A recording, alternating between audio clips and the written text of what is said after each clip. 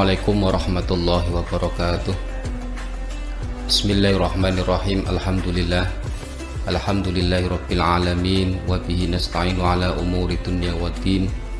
Wassalatu wassalamu ala asyrafil anbiya'i wal mursalin wa ala alihi wa ashabihi ajma'in. Wala haula wala quwwata illa billahil aliyyil azim. Amma ba'd.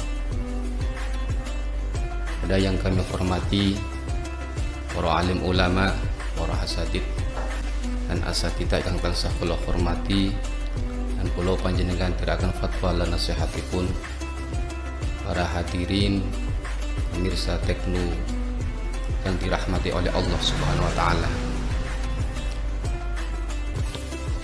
Pertama dan yang paling utama, marilah kita panjatkan puja dan puji syukur kehadirat Allah Subhanahu wa taala. Alhamdulillah, pada pertemuan kali ini kita masih bisa istiqomah dalam menuntut ilmu, dan mudah-mudahan ilmu yang kita dapat bisa bermanfaat di dini wa dunya wal akhirah. Shalawat serta salam mudah-mudahan selalu kita haturkan kepada junjungan agung Nabi besar Muhammad sallallahu alaihi wasallam. Bismillahirrahmanirrahim. Qala al-mu'allifu rahimakumullah wa nafa'ana bihi wa bi ulumihi wa bi asrari fid dharain amin ya rabbal alamin. Faslun arkanus sholati. Arkanus sholati utawi pira-pira rukune salat iku sab'atu asyara, ana 17. Al awwalu utawi kang kawitan iku an-niyatu niyat. Asani utawi kang kaping pindho iku takbiratul ikhrami, takbiratul ikhram. Pada pemirsa Tekno yang dirahmati oleh Allah, pada pertemuan kali ini kita sama-sama sudah mencapai pembahasan rukun-rukun sholat. Rukun-rukun sholat itu sendiri ada 17. Yang pertama an-niyatu, niat. Niat ketika bersamaan dengan takbiratul ihram. Jadi ketika kita melafadzkan Allahu Akbar, Allahu Akbar, nah di hati ini kita niat sholat yang dilakukan, karena tempatnya niat ada dalam hati. Kalau sebelum takbir melafadzkan niat, itu hanya sunnah saja, seperti yang sama-sama kita lakukan. Kebiasaan kita sebelum kita melakukan sholat melafadzkan niat. Contoh, usolli fardhu subhi rakaataini mustaqbilal kiblati ada ma'muman lillahi ta'ala, Allahu Akbar. Nah, sebelum takbiratul ihram melafadzkan niat, itu dihukumi sunnah. Yang inti daripada rukun niat itu ketika kita takbiratul ihram Allah, nah di dalam hati ini niat sholat yang kita lakukan.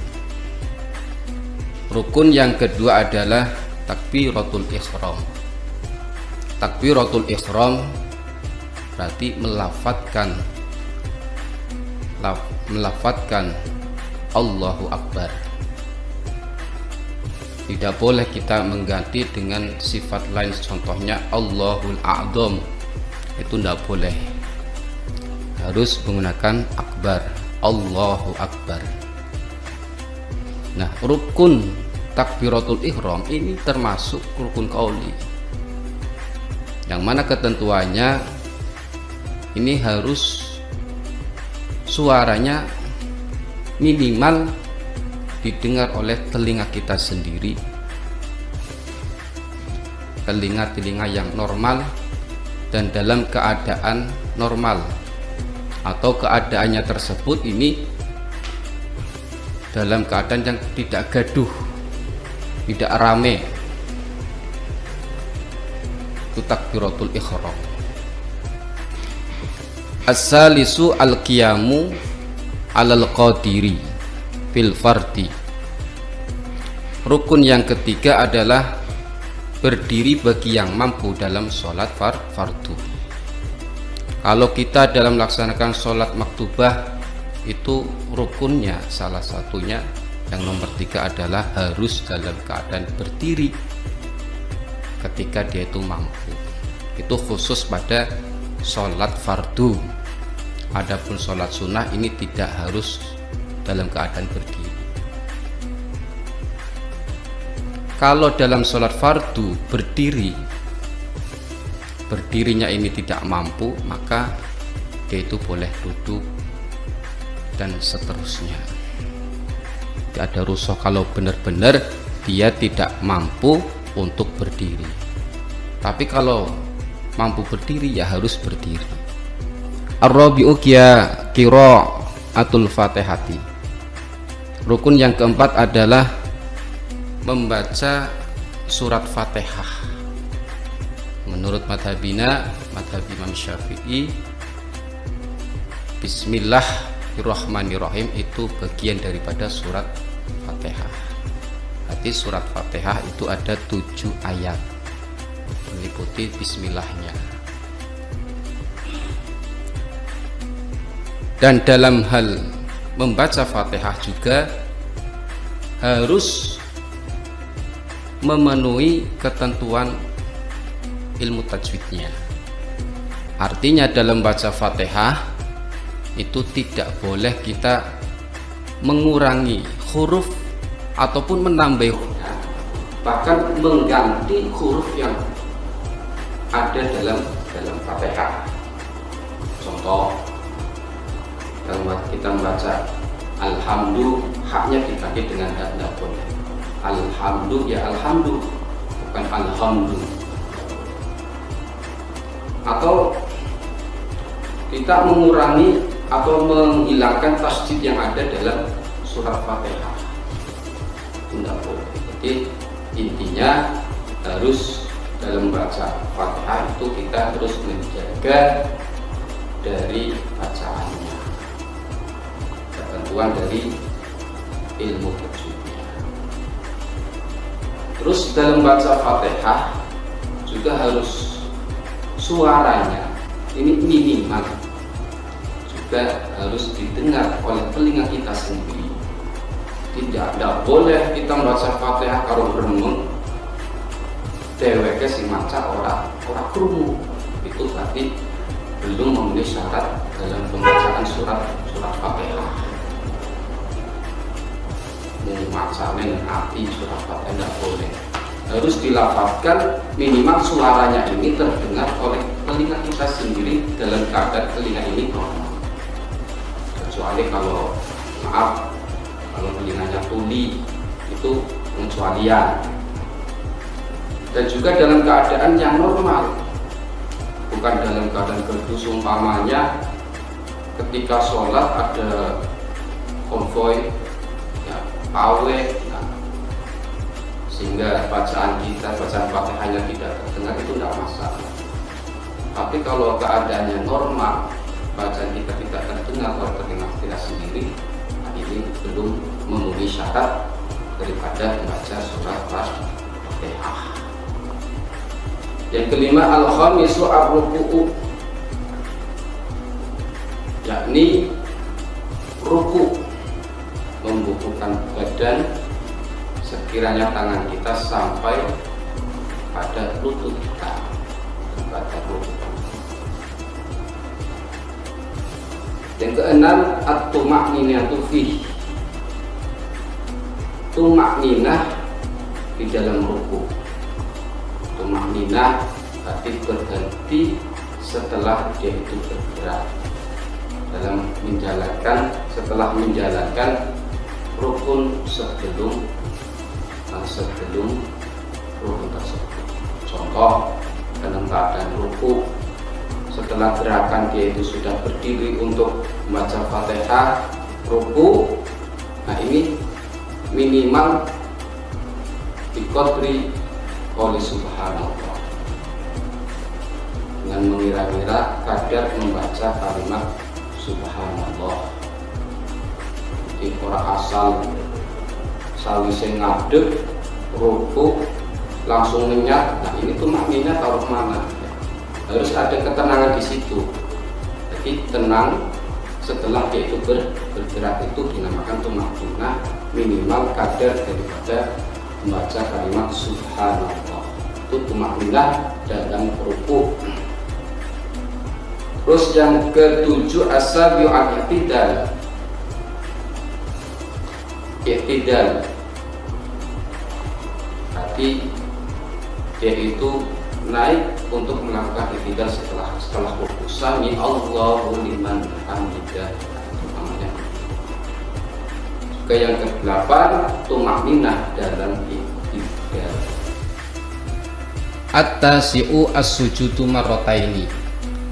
Rukun sholat yang ke-9 adalah sujud 2 kali pada setiap rakaatnya. Dalam sujud itu disyaratkan ada 7 anggota yang wajib diletakkan di tempat sujud, yakni kening, 2 telapak tangan, 2 lutut, dan jari-jari atau jari-jari 2 kaki. Ini wajib diletakkan pada tempat sujud. Tapi ada kesunahan atau lebih afdolnya, hidung kita ketika kita sujud ini seyogyanya diletakkan juga di tempat sujud.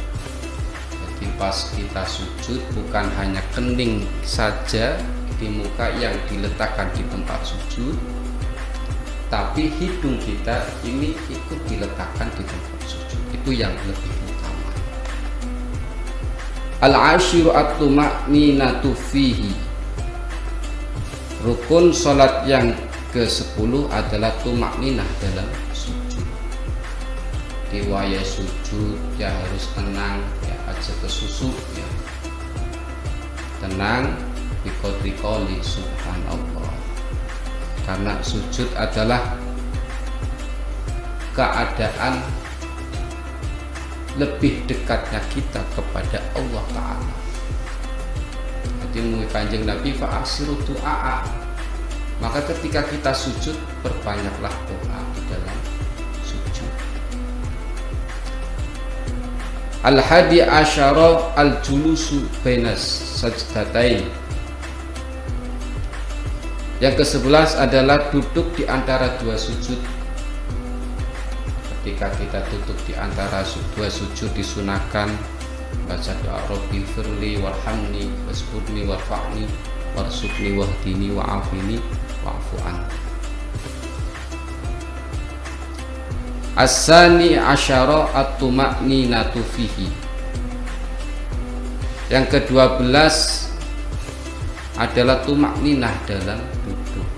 Itu sama, harus adanya tumakninah ketika kita duduk di antara 2 sujud. As-salisu asyara at-tasyahhudul akhiru. Yang nomor 13 adalah tasyahud akhir. Tasyahud akhir itu juga termasuk rukun ya. Bacaannya at-tahiyyatul mubarakatus sholawatut thayyibatu lillah ya. Itu juga termasuk rukun qauli ya. Jadi dalam bacaan tahiyat akhir harus fasih, tidak boleh ada pengurangan daripada tasydidnya atau mengganti hurufnya. Makanya dalam kita mempelajari tasyahud akhir ya, seperti hanya surat Fatihah harus fasih ya, harus fasih ya, harus dipelajari cara membaca tasyahud akhir. At-tahiyyatul mubarakatus sholawatut thayyibatu lillah. Tidak boleh asal ya. Ar-rabi'u asyara al-qu'udu fih. Yang nomor 14 adalah duduk ketika tasyahud ya. Ketika tasyahud duduknya juga termasuk rukun daripada sholat. 15 al-khamisu asyar as-salatu ala nabi sallallahu alaihi wasallam fi. Dalam tasyahud akhir itu kita juga termasuk rukun membaca sholawat kepada Nabi ya. Allahumma sholli ala sayyidina Muhammad, itu juga termasuk rukun qauli, harus fasih ya. Allahumma ya. Terus yang nomor 16 adalah as-sadisu asyara as-salamu, nah, yakni membaca salam yang pertama ya. Assalamualaikum warahmatullahi ya. Nah dalam pembacaannya pun harus fasih ya, termasuk rukun qauli yang sebangsa ucapan. Tidak boleh kita salam assalamualaikum assalamualaikum, tidak boleh. Jadi menghilangkan patahnya alif ya. Tidak boleh assalamualaikum warahmatullahi, assalamualaikum warahmatullahi. Nah, itu ya dalam rukun yang ke-16 membaca salam yang pertama ya. Jadi harus fasih ya, dan minimal harus didengar oleh telinga kita sendiri. Yang terakhir as-sabi'u asyara at-tartibu, harus berurut-urut dalam melakukan rukun-rukunnya atau gerak-gerakannya. Ini harus ya. Nah boleh kita ruku diakhirkan daripada sujud angelmen ya, harus berurutan, ruku dulu baru i'tidal lalu sujud, harus mengurut-urutkan apa yang ada dalam sholat ya. Rukun-rukunnya harus berurutan. Mungkin hanya itu yang dapat kami sampaikan, mudah-mudahan bisa diambil manfaatnya dari kami. Wallahul muwaffiq ila aqwamit thoriq. Assalamualaikum warahmatullahi wabarakatuh.